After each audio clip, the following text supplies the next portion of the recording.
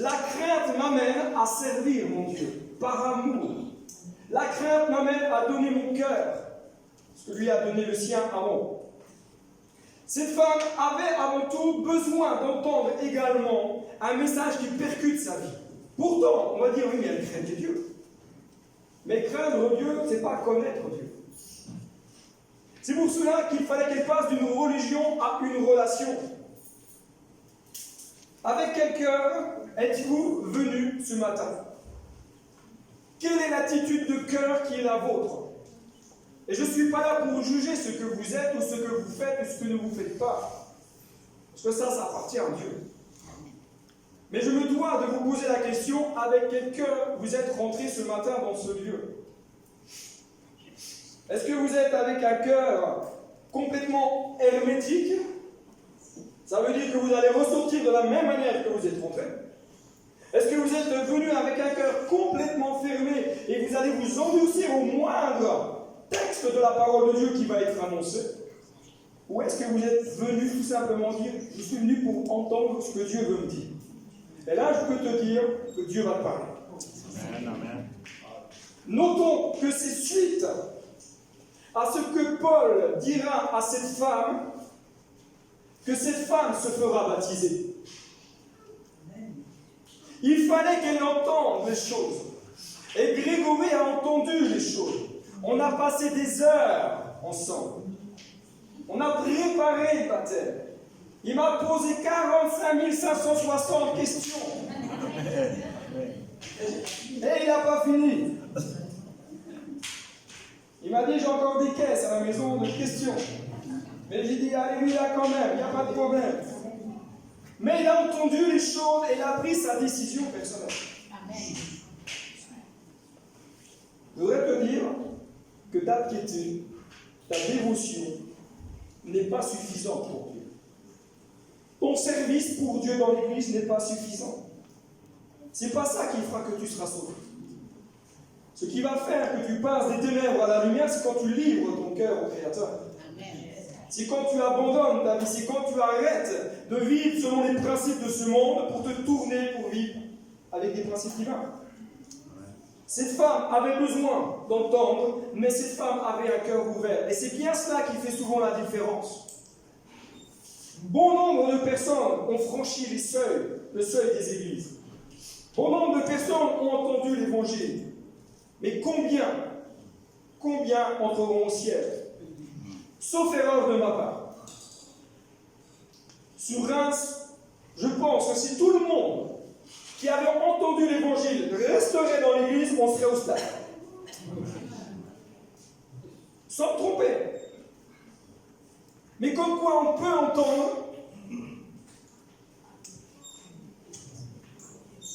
c'est une vérité. Hein? Ensuite, il y a, alors, pour ceux qui ne savent pas, je ne suis pas bilingue. Ceci est juste pour permettre aux frères et sœurs qui parlent portugais notamment, et ont un peu parfois de difficultés avec notre langue française, de leur permettre de comprendre et de suivre le message. Pas Ok. Il va y avoir ensuite, donc, Paul va rencontrer cette femme qui était, je dirais, animée d'un esprit de Python. Mais je voudrais te dire que la puissance de Jésus libère. Amen. La puissance de Jésus libère. Amen. Il y a 38% qui sont d'accord. Amen. Le livre d'Ésaïe dit, l'Esprit du Seigneur l'Éternel sur moi, car l'Éternel m'a oint pour apporter une bonne nouvelle aux pauvres. Il m'a envoyé pour guérir ceux qui ont le cœur brisé, pour proclamer aux captifs la liberté et aux prisonniers la délivrance, pour publier une année de grâce de l'Éternel. Amen. La puissance du nom de Jésus, c'est la plus grande arme efficace que nous avons au monde. La puissance du nom de Jésus a fait que cette femme qui prodiguait des paroles divinatoires a été complètement libérée. Cette femme, elle parlait de choses elle était considérée parmi ses contemporains comme étant la voix de Dieu. Mais malheureusement, ce n'était pas la voix de Dieu. Ses prédictions procuraient un profit. Elle était esclave 2 fois. Elle était esclave de ceux qui l'utilisaient pour gagner de l'argent. Elle était esclave de Satan qui l'utilisait. Et la puissance du nom de Jésus va la libérer du double esclavage. Amen. Et seul Jésus a le pouvoir de faire cela. Amen. De la domination à la libération. Et je voudrais te dire que Jésus est venu apporter une bonne nouvelle aux malheureux. Amen. C'est-à-dire ceux qui sont pauvres, pas financièrement. Comprends-moi bien, la pauvreté du cœur, la pauvreté de l'âme. On peut avoir de l'argent et être pauvre. Amen. On peut ne pas avoir d'argent et être le plus riche. Amen. Mais Jésus est venu pour ceux qui sont affligés. Jésus est venu guérir le cœur brisé. Qui a eu le cœur brisé dans sa vie? Normalement, une personne normalement constituée doit lever la main. Parce que je connais personne sur terre qui peut dire « Moi, j'ai jamais eu de problème dans ma vie, jamais j'ai eu le cœur brisé. » Tout le monde, dans ce monde, a eu à un moment donné le cœur brisé. Mais Jésus, c'est la nouvelle qui est annoncée, c'est que Jésus vient pour guérir ton cœur.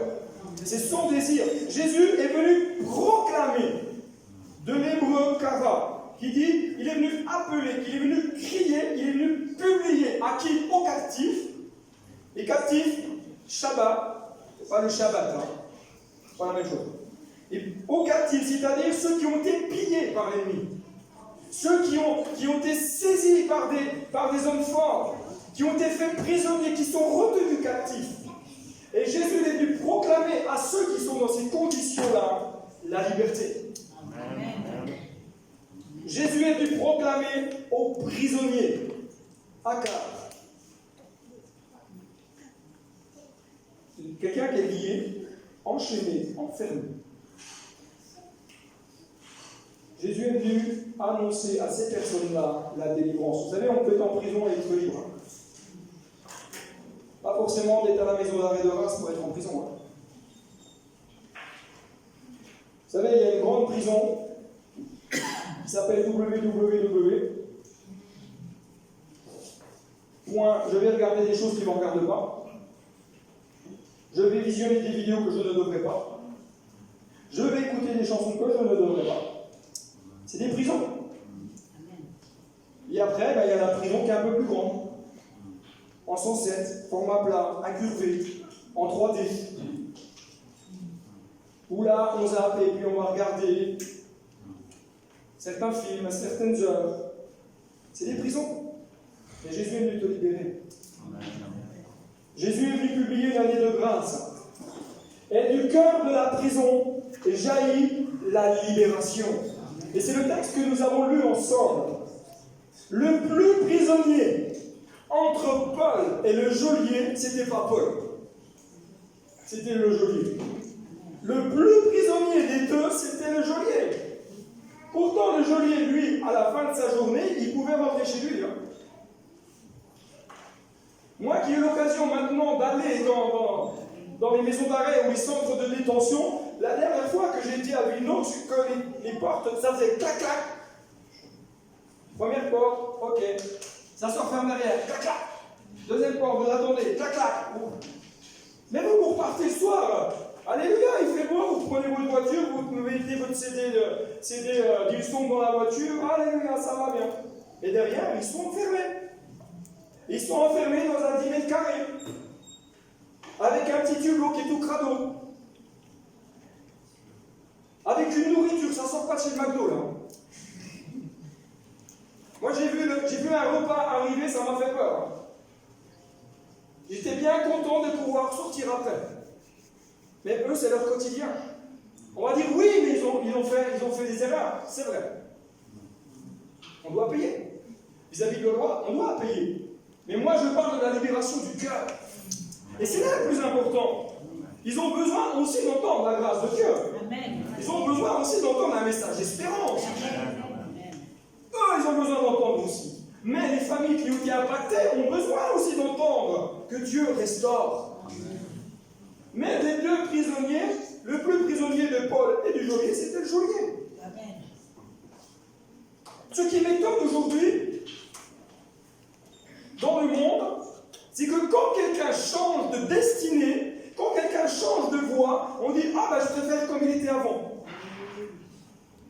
Le gars, il se droguait, il buvait, il tapait sa femme, il change de voie, il demande pardon, il règle les choses dans sa vie, et ceux qui l'entendent, ah bah je préférais comme tu étais avant. Je me dis, Seigneur Jésus. Mais gloire à Dieu pour celui qui change. Amen. On devient des nouvelles créatures. Amen. En ne regardons pas quelqu'un avec son passé, mais regardons avec l'avenir que Dieu lui a prévu. D'accord. Amen. Vous savez, ceux qui préfèrent dire « Oh, mais je préfère comme tu étais avant », c'est souvent ceux qui préfèrent mener leur petite vie comme bon leur semble et cautionner leurs péchés cachés. C'est souvent comme cela. Parce que comme ça, ils ne se sentent pas trop jugés. Mais mon Dieu, c'est Dieu du change. Mon Dieu, c'est celui qui va créer quelque chose de nouveau dans ton cœur ce matin. Amen. Et je voudrais te dire que dans nos prisons, apprenons à rechercher le cœur de Dieu par la prière et la louange. Tu veux sortir de ta prison? Je voulais voir, si vous il fait peut-être chaud. Commence à prier. On veut parfois être libéré de certaines choses, mais on ne prie pas. Vous savez qu'il y a une puissance de la louange? Commence à prier, commence à louer. La même chose, mais en portugais. Amen. Alléluia. Amen. Nos difficultés peuvent nous décourager. C'est vrai? Amen. Parce que je voulais savoir s'il n'y avait que moi, en tant que franc-comtois, s'il n'y avait que moi qui était touché par la difficulté, que j'étais découragé. Donc ça va, donc c'est que vous êtes un petit peu franc-comtois aussi dans l'âme. Mais la victoire du ressuscité engendre dans notre cœur une espérance vivante qui nous conduit à la libération. Amen. D'accord. Amen. C'est pas grave, je vais travailler pendant des heures pour cette phrase.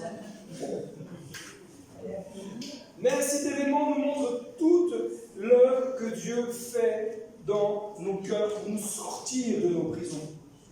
Le monde va peut-être nous pointer, nous dira qu'on est encore là, mais Dieu ne fait pas ça. Dieu nous regarde comme nous sommes. Comme tu l'as vu sur le petit papier, Jésus t'aime, toi.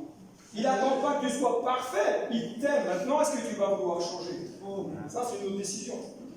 Un tremblement de terre qui ébranle les fondements.